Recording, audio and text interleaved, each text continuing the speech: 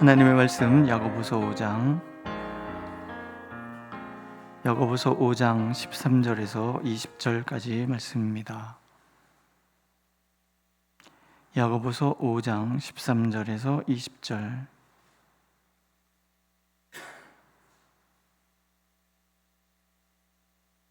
신약 성경 제가 가지고 있는 성경으로 376면에 있습니다.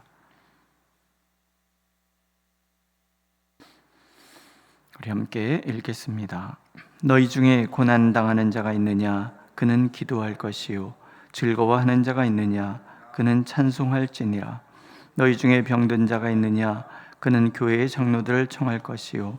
그들은 주의 이름으로 기름을 바르며 그를 위하여 기도할지니라.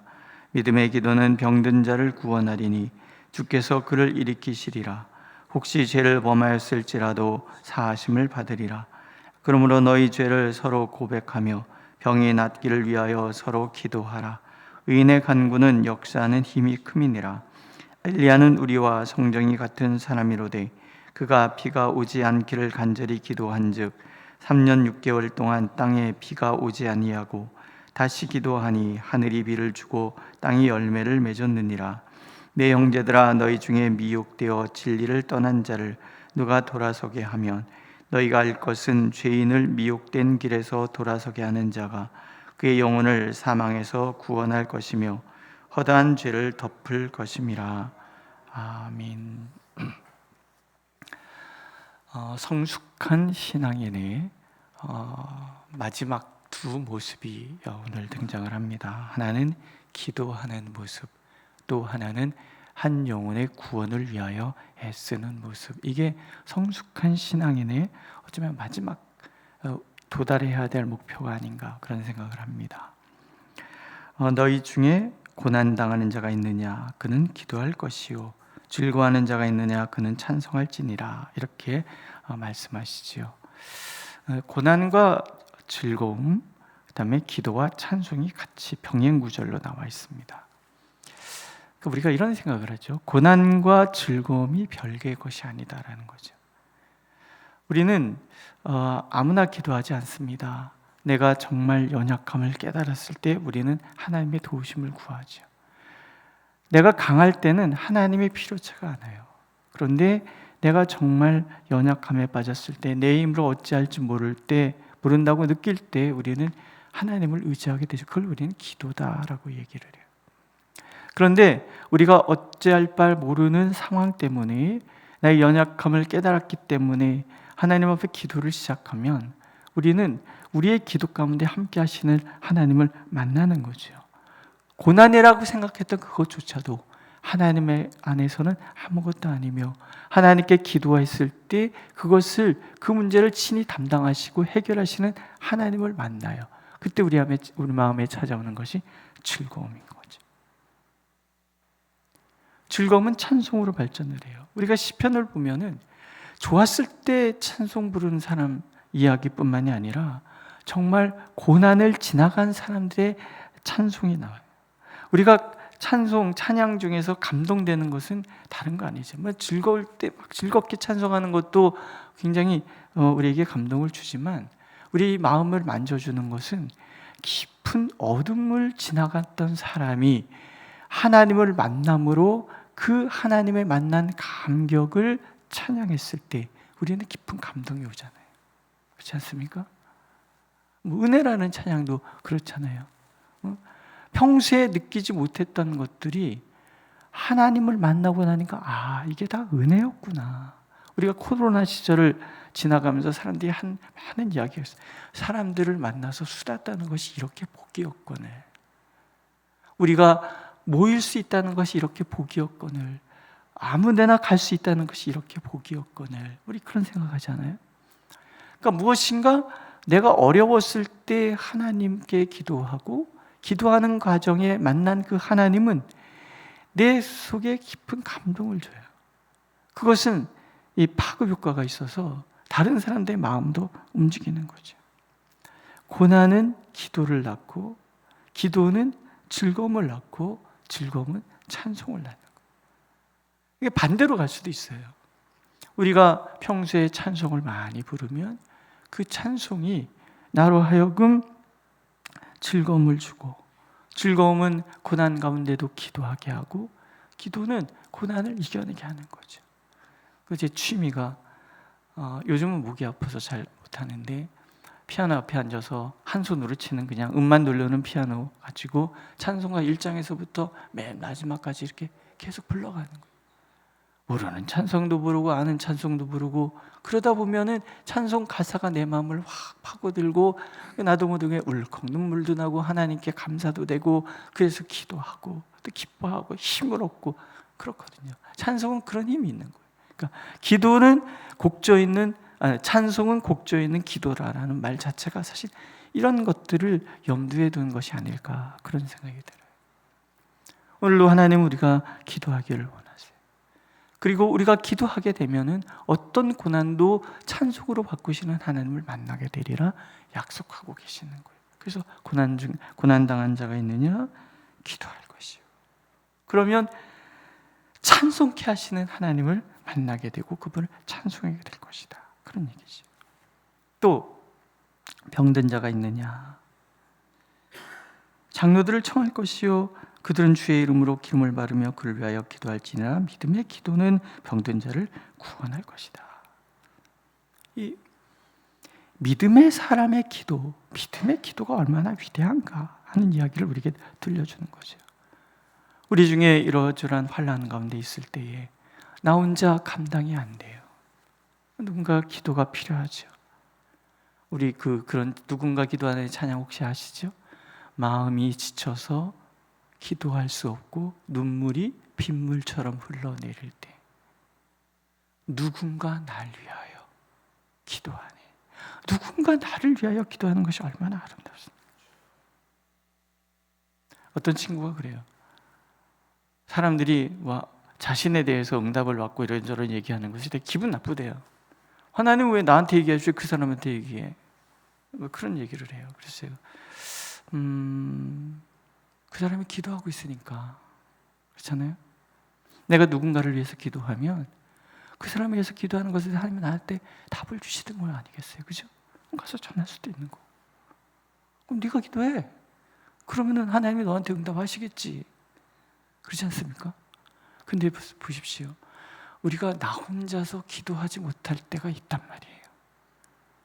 숨이 막힐 것 같은 한마디 기도, 주여도 안 나오는 그런 때가 있다. 어르신들 아시죠? 그런 날들이 우리 인생에서 적어도 한두 번이 있다는 거예요. 그때 내가 기도하지 못하면 누군가 기도하는 것이 얼마나 힘이 됩니까?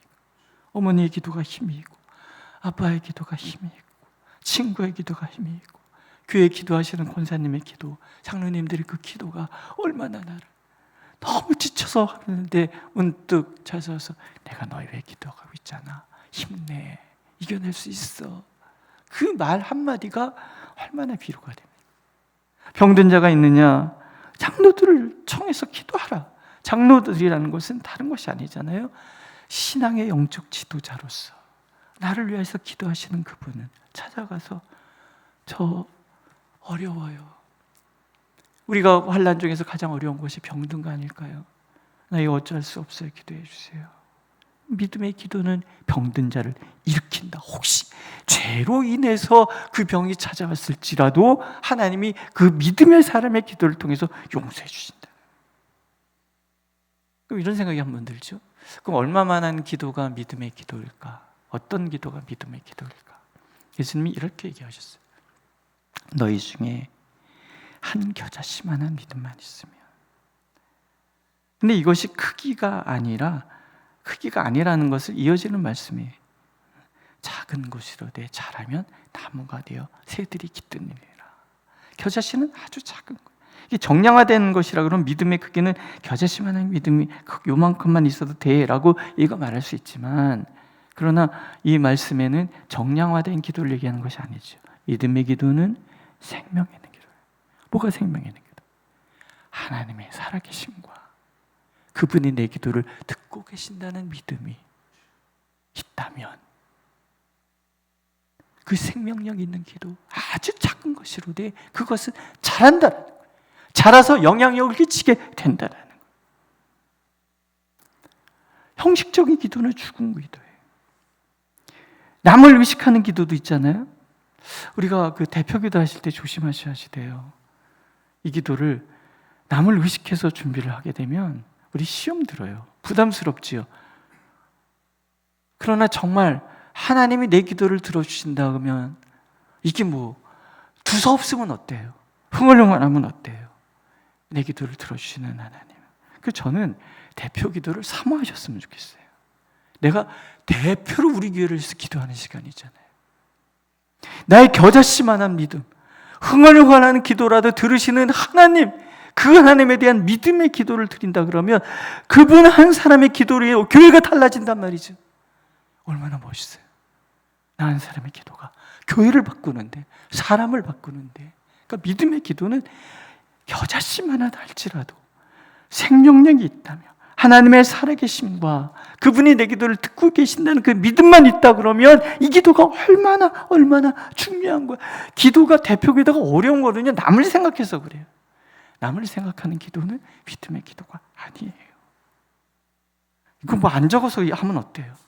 그냥 나와서 하나님, 그리고 생각나는 대로 기도하고 들어가면, 내 기도 들으실 줄 믿고 기도하고 들어가면 그게 온 교회를 바꿀 건데, 오늘도 하나님은요, 하나님께서 내 기도를 듣고 계신다라고 생각하는 사람들의 그 기도를 들으시는 거예요. 산이 들려 바다에 던져지는 이런 역사, 천지가 개벽하는 역사가 그 기도에서 나타나고, 그 기도가 있다면 하나님은 정말 세상도 뒤집어 놓으시겠다고 약속하고 계시잖아요. 그게 믿음의 기도인 거예요. 생명이 있는 기도, 하나님의 살아계심을 믿는 기도. 그 기도는 병든 자도 구원하고 죄를 범했을지라도 용서함 받게 하시는 그런 기도. 의인의 기도라고 또 나오죠. 같은 말이에요. 의인이 뭐가 의인이에요? 내가 죄인인 줄 알아서 예수 그리스도께서 나의 구원을 위하여 반드시 필요하다 해서 그분을 영접한 사람이 의인이잖아요. 그리고 그분과 동행하는 삶을 살아가는 사람을 의인이라고 해요. 성화, 칭의와 성화, 이 모든 과정을 지나가는 사람들이 의인의 기도란 말이죠. 그 기도는 힘이 있는 거죠. 의인의 기도는 역사하는 힘이 있느니라. 대표적인 사람이 엘리야란 말이에요. 세상이 다 바알을 숭배하고 있을 때 엘리야가 하나님 앞에 서요. 바알 선지자, 아세라 선지자 850명과 싸울 때도 얘기하죠. 한마디 하잖아요. 하나님, 하나님의 살아계심과 제가 하나님의 종이라는 것을 드러내 주십시오. 그러니까 물이 불을 이기는데 불이 물을 이기잖아요. 불이 물을 태워버릴 정도로 하나님 응답하시더란 말이죠. 3년 반 동안 기근이 심했었는데 이 엘리야의 그 간절한 기도, 무릎을 꿇고 하나님 앞에 드렸던 그 7번의 기도를 통해서 하나님은 이스라엘 전역에 큰 비를 내리신단 말이죠. 의인의 간구는 역사하는 힘이 큽니다. 시편 32편에 이런 얘기지요.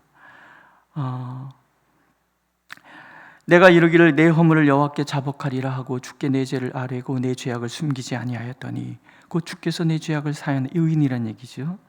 이로 말미암아 모든 경건한 자는 주를 만날 기회를 얻어서 주께 기도할지라 진실로 홍수가 범람할지라도 그에게 미치지 못하리이다.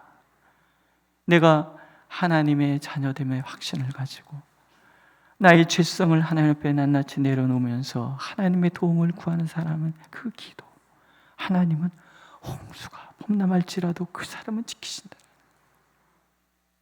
오늘도 믿음으로 하나님께 드리는 기도, 생명력 있는 그 기도에 하나님 응답을 하셔서 세상 뒤집어져도 나를 지키시겠다고 약속하고 계시는 거예요. 그러니 기도 안 할 수 있습니까? 해야지요. 자녀들을 위해서도 하셔야 되고, 교회를 위해서도 하셔야 되고, 나를 위해서도 하셔야 되고, 우리의 기도가 넓어지면 넓어질수록 내가 간구하는 기도가 세계까지 미친다 그러면 얼마나 황송한 일입니까? 나는 작은 자가 아니에요. 어쩌면 겨자씨만한 존재인지도 모르죠. 그러나 하나님 오늘도 내 기도를 원하시는 거예요. 듣고 싶으신 거예요. 내 기도를 통해서 나와 의논하시고 나의 기도를 통해서 하나님을 일하시겠다고 오늘도 약속하신 거예요. 아브라함인데 그 사람이 뭐 대단한 믿음의 사람입니까? 아니잖아요. 자기 안에 팔아먹은 파렴치한 그런 존재예요. 그러나 그가 하나님을 만나서 동행함으로 성장해 갈 때 하나님 그에게 소돔과 고모라의 멸망까지도 의논하시잖아요. 오늘도 하나님 우리가 그렇게 하나님 안에서 내가 하나님의 자녀라는 그 분명한 확신 속에서 내 기도 들어주시는 하나님, 살아계신 그 하나님께 간구하고, 그래서 범죄한 이조차도 하나님께서 구원하시는 놀라운 역사 경험하기를 원하고 계십니다. 마지막은 전도지요.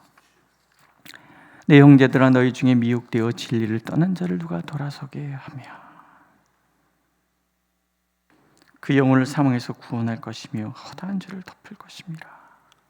우리가 한 사람을 위하여 기도하고 또 그 사람을 하나님 앞으로 인도하면 그것이 그 사람의 모든 죄를 다 덮는 행위가 되고 그것이 바로 예수 그리스도의 십자가의 모습이라는 것을 하나님 우리가 알기를 원하시는 거지요. 전도가 어려운 시대입니다. 하지만 하나님의 한 영혼을 향한 사랑이 식은 시대는 아니죠. 그렇죠? 교회가 변질되기도 해요. 하지만 복음이 변질되는 것은 아니죠. 오늘도 우리가 하나님의 마음을 가지고 구원받지 못한 한 영혼을 위하여 우리가 기도하고 그들에게 복음을 전한다면 하나님은 오늘도 우리와 함께 주실 것입니다. 나누지 못하는 신앙이야말로 미성숙함 아니겠습니까? 오늘도 하나님 앞에 우리는 그래서 기도해야 될 것입니다. 하나님, 우리 가운데 어려움 가운데 있는 사람을 위하여 우리가 기도하는 기도 들어주십시오. 그리고 한 영혼의 구원을 위하여 우리 또한 마음을 다하여 기도하고 전할 수 있도록 인도하옵소서. 하나님이 우리 가운데 일하실 줄로 믿습니다. 기도하겠습니다. 세상 끝날까지 우리와 항상 함께하리라 약속하신 주님, 오늘도 우리의 기도에 귀를 기울여 주시고 우리가 기도하면 정말 범죄했을지라도 그 죄를 사하시겠다고 약속하고 계십니다. 주님, 우리가 누군가를 위하여 기도하고 또한 우리의 삶의 자리를 위하여 기도할 때에 들으시는 하나님을 믿사오니 우리의 기도에 응답하여 주시고 우리의 기도가 겨자씨만큼 작은 기도라 할지라도 하나님 우리를 통해서 일하시되 산이 들려 바다에 던져지는 일까지 약속하시는 하나님의 그 사랑을 알게 하여 주옵소서. 그래서 우리가 고난 중에도 찬송으로 나아가는 삶이 되고 날마다 우리의 입술 가득 주님을 향한 즐거움, 주님을 향한 찬송이 가득하도록 인도하여 주옵소서. 또한 한 영혼의 죽어가는 것을 안타까워하고 주의 말씀을 증거할 때에 주께서 역사하여 주셔서 날마다 구원의 소식이 우리 공동체 안에 가득할 수 있도록 하나님 은혜를 베풀어 주시고 이 민족이 하나님 앞에 일제히 다 돌아서는 역사 일어나도록 하나님 일하시옵소서.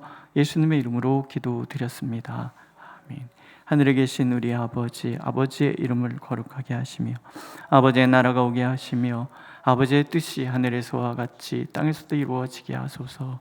오늘 우리에게 일용할 양식을 주시고 우리가 우리에게 잘못한 사람을 용서해 준 것 같이 우리의 죄를 용서하여 주시고 우리를 시험에 빠지지 않게 하시고 악에서 구하소서. 나라와 권능과 영광이 영원히 아버지의 것입니다. 아멘.